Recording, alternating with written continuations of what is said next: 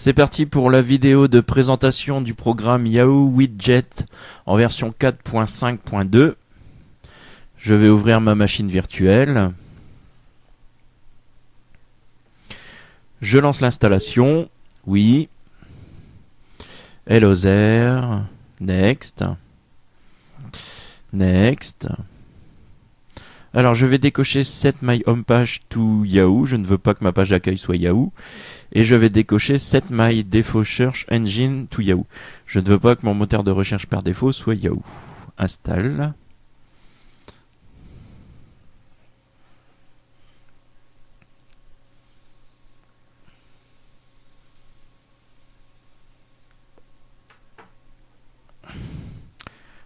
Alors, Launch Yahoo Widget. Lancer le programme.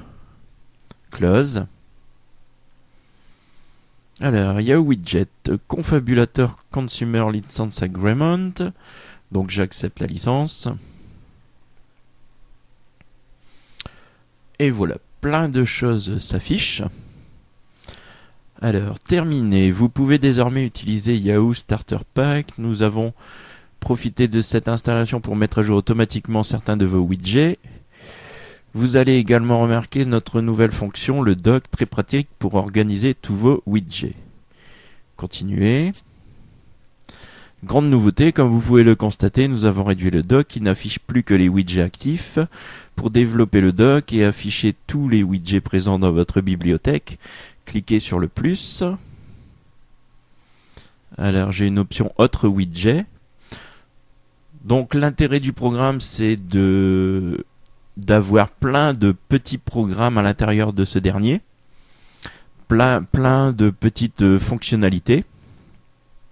Donc là par exemple j'ai la météo, ici j'ai un widget pour les photos, ici j'ai Yahoo Finance, ici j'ai une horloge. Alors je peux déplacer tous ces widgets sans souci. Là je vais faire OK.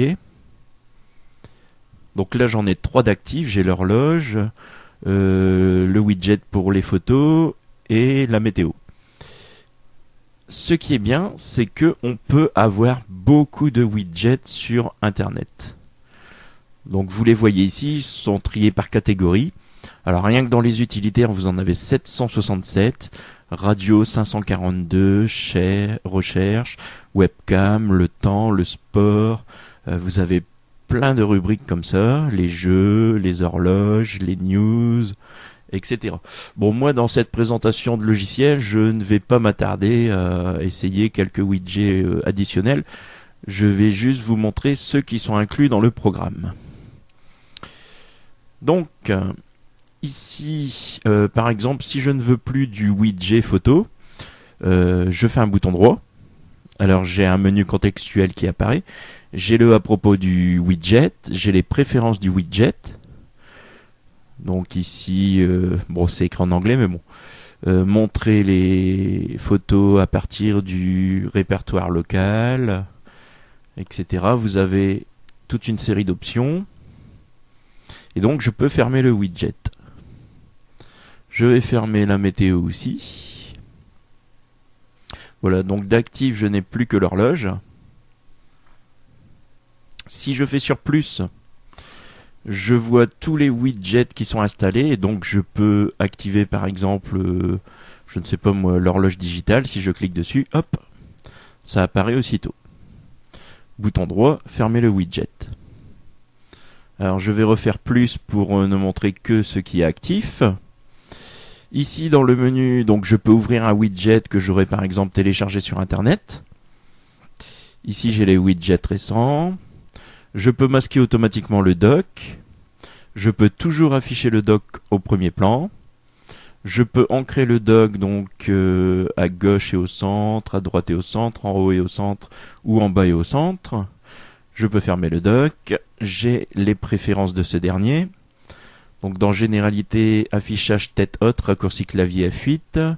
Utiliser un fond simple pour l'affichage tête haute. Regrouper les widgets. Lancer Yahoo Widget au démarrage.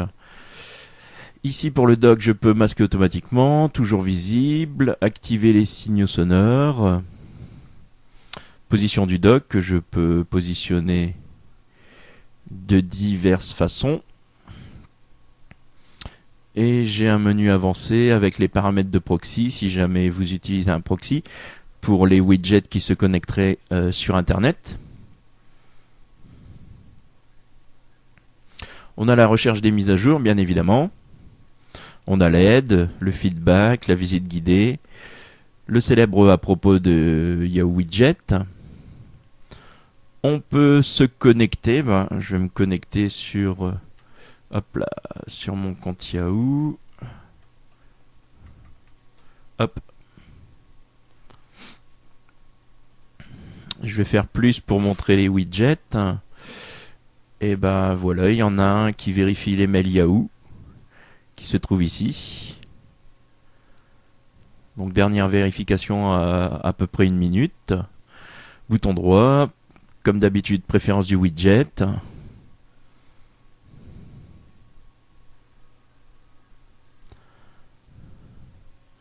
Vérifier les nouveaux emails. Donc on clique ici et ça vérifie instantanément. Je vais fermer le widget. Donc voilà, d'origine on a une horloge analogique. On a la batterie pour les ordinateurs portables. On a un planning du jour. On a une horloge digitale. On a iTunes Remote. On a un widget pour les photos. Le vérificateur d'email. Et enfin, un widget sur le temps. Alors, comme je l'ai dit, le grand avantage du programme, c'est surtout d'aller voir sur Internet la quantité impressionnante de widgets qui peut être installée, et donc améliorer Yahoo Widget de cette manière. Voulez-vous vraiment quitter l'application? Oui.